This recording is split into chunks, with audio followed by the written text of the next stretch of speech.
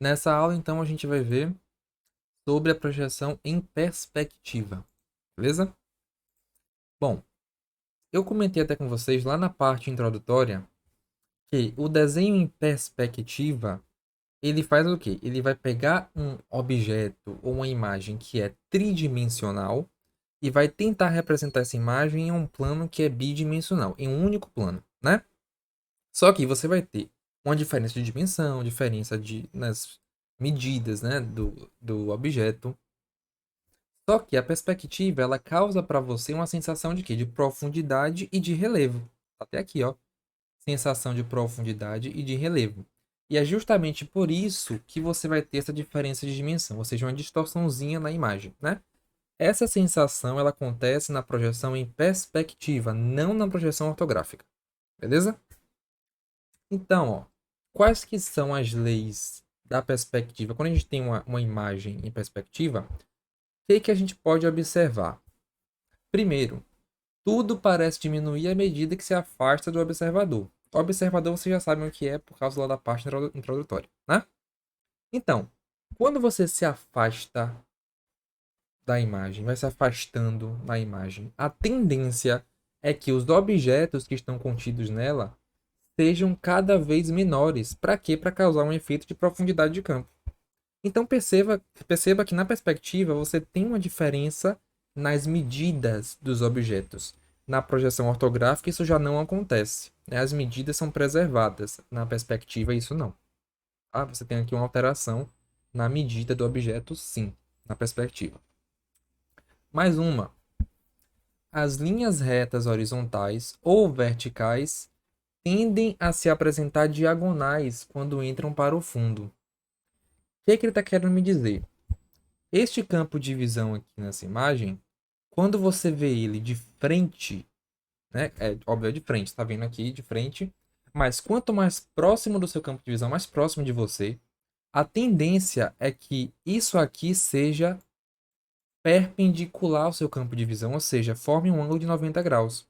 Isso não acontece com essa parte aqui mais distante da figura, né? A gente viu que quando vai se aprofundando mais a imagem, vai se afastando lá, né, para o finalzinho aqui, a tendência é que os objetos sejam menorzinhos. E por eles serem menorzinhos, essa distorção, essa diferença de dimensão, vai alterar a angulação do desenho. Então, este ângulo aqui, por mais que pareça que seja 90 graus, não é 90 graus, né? Esta angulação aqui da parede também não é 90 graus. Esta angulação aqui do sofá é 90 porque, né, já está aqui próximo do seu campo de visão, mas a desse sofá aqui já não é mais. Então, quando você vai se afastando, essa angulação ela também muda. Os objetos que estão mais à frente, eles tendem a ser perpendiculares, ou seja, formar um ângulo de 90 graus.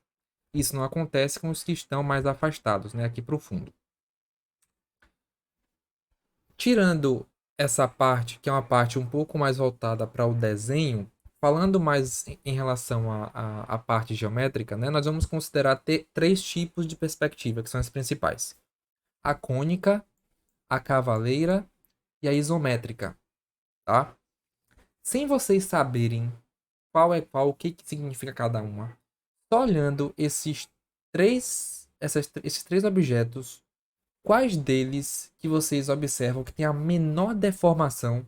O primeiro, o segundo ou o terceiro? Bom, o primeiro tá todo deformado aqui, né? Tem nem como dizer. O segundo até engana, mas essa parte aqui, ó, ela com certeza não é a mesma dessa aqui. Agora, já na terceira, isso aqui, ó, já não tem tanta deformação, né?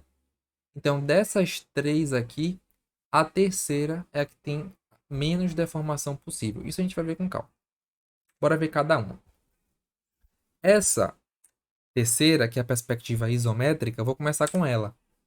Na perspectiva isométrica, a gente vai se basear em três eixos. Então você tem aqui ó, o eixo X, Y e Z, que eles estarão espaçados igualmente cada um entre si, eles são equidistantes. Então, essa angulação aqui é de 120 graus, essa angulação de um para o outro também é de 120 graus, e essa angulação de um para o outro aqui, né, X e Y, também é 120 graus.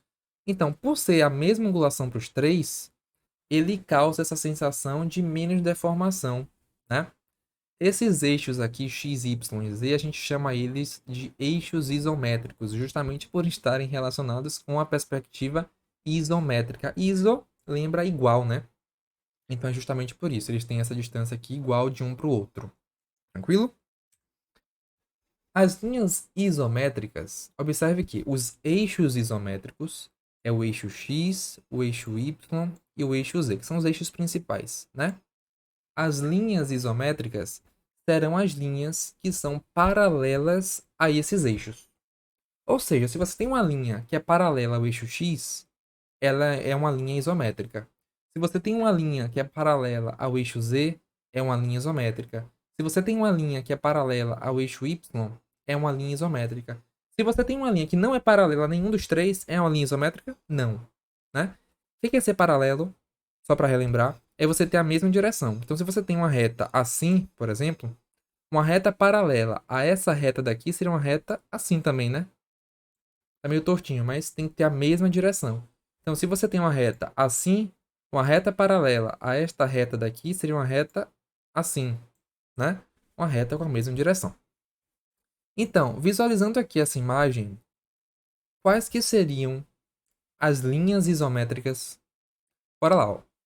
A reta R, que é essa reta aqui, ela é uma linha isométrica?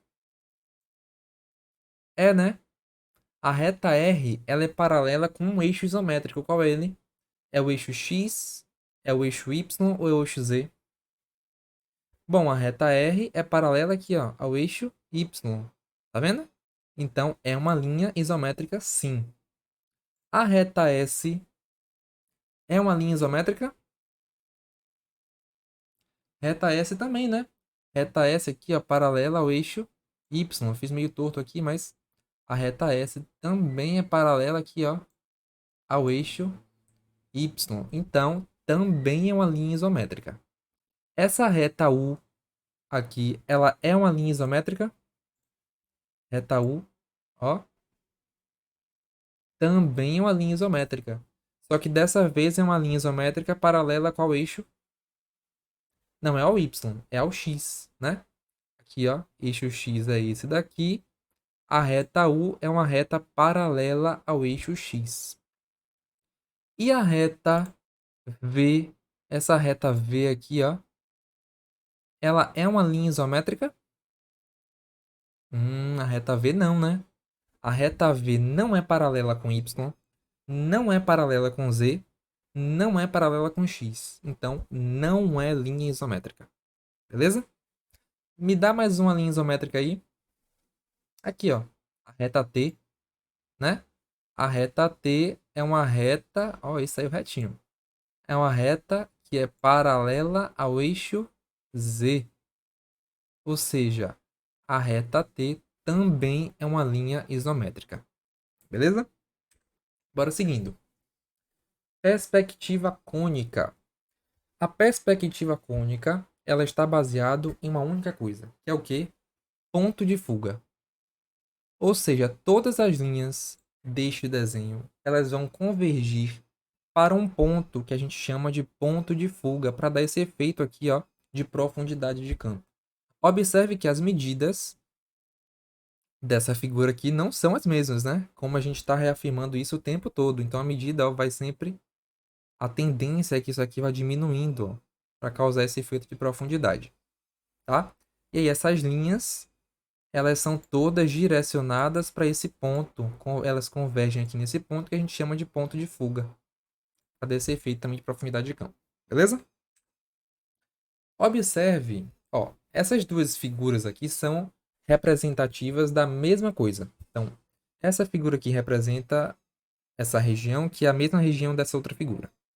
Se você visualizar esta figura, essa primeira aqui, é a vista de cima, né, a vista superior, observe que essa distância aqui do início é a mesma distância dessa daqui, né? Não tem alteração nenhuma. Ou seja, é todo retinho, não tem alteração de medida, é a mesma medida para o 1, para o 2, para o 3, para o 4, até o 8, do início, né, do início até o fim. Aqui, ó, mesma medida.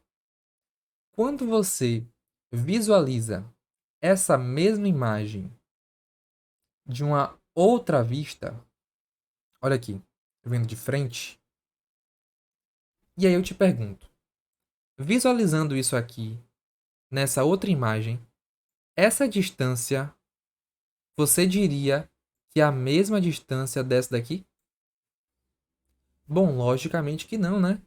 Essa distância aqui, se você fosse desenhar, você ia fazer algo um pouco mais distorcido, com dimensões diferentes. Por quê? Porque causa esse efeito mesmo. Para quê? Para dar o efeito de profundidade de campo. Então, todas essas linhas de azulzinho aqui, elas vão convergir para este ponto de fuga. Mas qual é o detalhe? A linha do horizonte ela não muda, ela continua paralela. Essa aqui, ó, é a linha do horizonte, tá? Então ela continua nesta mesma direção, tá vendo que ela não muda, beleza? O que vai acontecer na mudança é essas linhas aqui que vão convergir para o ponto de fuga, né? Essa perspectiva a gente chama de perspectiva linear ou perspectiva cônica, que é a projeção cônica ou perspectiva linear, beleza? E para a gente finalizar, a perspectiva cavaleira, tá? Não tem nada a ver com cavalo não, tá?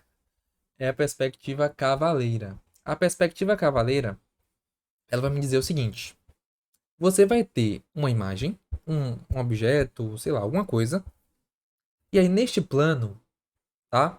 Você vai ter uma relação de angulação e redução da imagem. Porque a perspectiva cavaleira, você vai ter uma distorção muito grande, né? Você vai deformar a imagem de modo que vai ficar muito ruim. Então, para a gente tentar equilibrar essa deformação, a gente vai utilizar essa tabelinha aqui, ó. Dependendo do ângulo que a sua imagem esteja sendo colocada lá, a gente vai reduzir ela 2/3, 1/2 ou 1/3 do tamanho, para tentar equilibrar essa deformação. Vocês vão entender como que funciona aqui, ó. Por exemplo, esta imagem, a primeira, você tem uma angulação aqui de 30 graus, tá? 30 graus. 30 graus, a redução da imagem vai para 2/3 do tamanho total. Então, isso aqui é o tamanho total, tá? Essa parte mais acinzentadinha era para ser a imagem total. Então, o que acontece quando é 30 graus é que a imagem ela fica com 2/3 do tamanho, né? Então, ao invés, vamos supor que aqui fosse 100%, 100% é o total, né? 2/3 do tamanho é mais ou menos 66%, né? Então, a redução dessa imagem faz com que somente seja a imagem esteja 66% do seu tamanho original, quando é de 30 graus, né? Esta angulação. Quando é de 45, qual que é a redução? É de metade. Ou seja, se aqui é 100%, você vai reduzir a dimensão desta imagem para 50%, quando esta angulação é de 50 graus. E quando a angulação é de 60 graus, da imagem total, que era 100%, você reduz para 1/3 do total, né? Isso aqui dá mais ou menos 33%. Então, cada angulação de 30, 45 e 60, você precisa aplicar uma redução que esteja compatível, né? Para causar esse equilíbrio aí mesmo na deformação, tá? E já pensou se você fosse colocar essa imagem toda aqui, ó, como aqui ia ficar tudo distorcido? Então, essa redução aqui, claro que não é nada perfeito, mas causa uma menor sensação de deformação. Quando você pega somente essa parte aqui, ó, essa parte está mais forte de preto, você não tem uma sensação de deformação tão grande quanto se você fosse pegar a imagem toda, né? Aqui você já vê que está toda deformada, não é verdade? Então tem essa relação de ângulo e de redução da imagem para causar esse equilíbrio mesmo na deformação.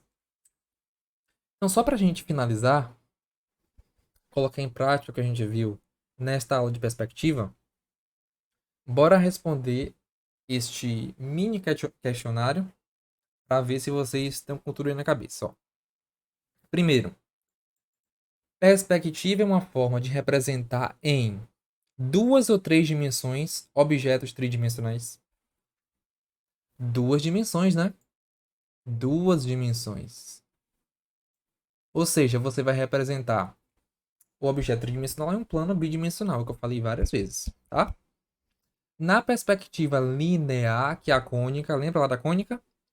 Traçamos linhas que convergem para o ponto de semelhança ou ponto de fuga. De fuga, muito bem. No desenho, e aí tem vários outros, né?